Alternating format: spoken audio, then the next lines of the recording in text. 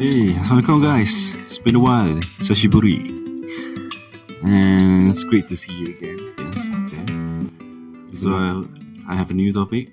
It's not a new topic, to be honest. It's something I've had in my mind for years now, and I want to talk about it. Something I really like to talk about. It's about driving an automated car with 2 feet. So the question is, why driving an automatic transmission car with 2 legs might actually be better than one? There's a debate out there, and some people argued over the safety factors. Okay, so here's the deal. If you ever driven a car, especially an automatic car, there's a golden rule that everyone knows that's been drilled into our minds since driving school. Use only one leg. Just your right foot. I mean, most of us learn using manuals, so obviously we use both our legs, but we know that when we're driving an automatic car, we have to use only one leg. And most people follow this like a gospel. One leg for both the brake and the accelerator pedal. And that's it. That's how it's always been done. That's how our parents tell us to do. But what if I told you that it might not be the best way to drive an automatic car? Yes, I said it. Driving one leg is not good as driving as 2 legs. Because driving an automatic car using 2 legs, right foot for the fuel pedal and left foot for the brake pedal, is actually better.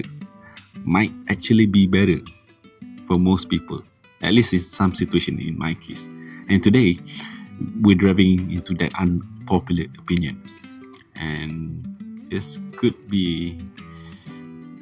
So first off, why do we use one leg in the first place? Well, it's tradition mostly. Like I said before, it's how the instructor driving school tell us to do, and it's how our parents tell us to do. Because back in the day, most cars had manual transmission, and of course you had to use left leg for the clutch, and right leg did all the work, the braking, the accelerating using your right leg. So when automatic car came along, that habit become a bit of stuck inside of us. But now, in an automatic car, your left leg is literally unemployed, doing nothing, just chilling there, like a manager at 4 p.m. So again, the question becomes, why not put it to work?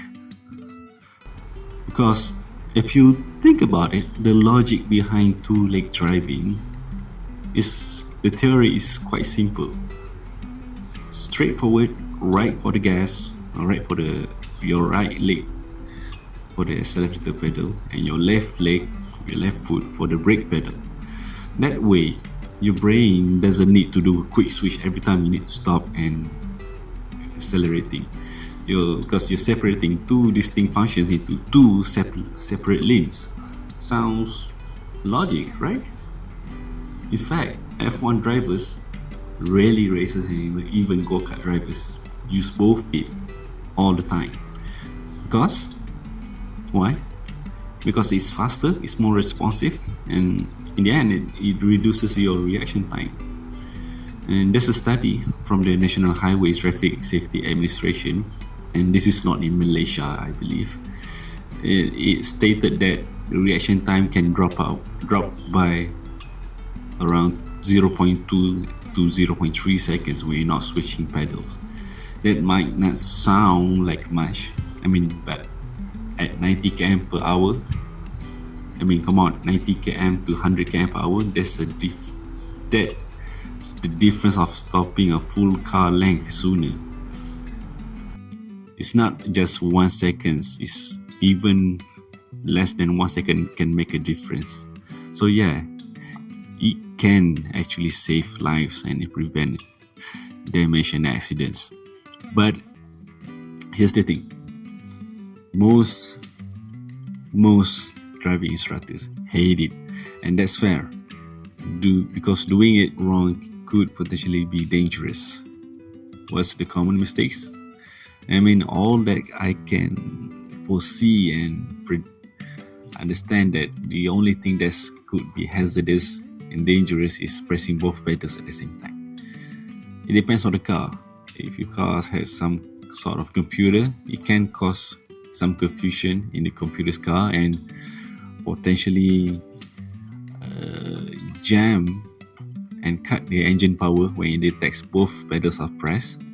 And while normal cars, the possibility of the possibility that it could cause mechanical stress and wear out some of the gears because you pressing both of the pedals at the same time. So it is some risk, but it's not something you could not avoid, because at the end of the day, it's all about teaching your muscle to adapt, muscle memory. Now here's the thing. Now where it gets interesting is if you've been driving one-footed for years, your left leg has basically gone into retirement and could possibly be dead. I'm joking. So try to break it with it slowly and practice a bit with your left leg, break with it, and it's not going to be smooth. Like your passengers might think something's wrong with your brake system. But with practice and patience, your left leg can learn. Just like it learned to use the clutch in manual cars. It's all about neuroplasticity. Go look it up if you don't understand neuroplasticity. So it's about your brain's ability to adapt. Actually allows you to train your muscles to perform new tasks. It just takes a little bit of time. Okay, and let's talk about FAXA for a bit. There's a 2010 study published in the International Journal of Vehicle Safety, again, not in Malaysia, somewhere other country, probably in the USA. So they examined the reaction times in emergency braking situations. So the finding, driver using 2 feet were able to brake up to 30% faster in a simulated sudden stop scenarios compared to those using only 1 foot. Now that's huge. 30% faster, especially in high-risk environments like city driving or rainy weather, where split seconds matter. Also, I want to mention in places like racing schools or performance driving courses, they actually teach left foot braking for better control and smoother transitions. If you want to be like race drivers, you have to learn 2 feet driving, like it or not. So again, why not we apply to that everyday driving? Why isn't this a thing yet? Honestly, if you ask me, it's all about habit and a little bit of fear. Because in most countries, using 2 feet drive, using both of your feet to drive an automatic car isn't illegal. But in the event of an accident, if it's determined that pressing both pedals caused a crash, you could be partially at fault, even if the techniques wasn't technically wrong. Also, most cars aren't designed with left foot driving in mind. Probably the footwell spacing, the pedal distance, the brake sensitivity are all tailored for one leg experience.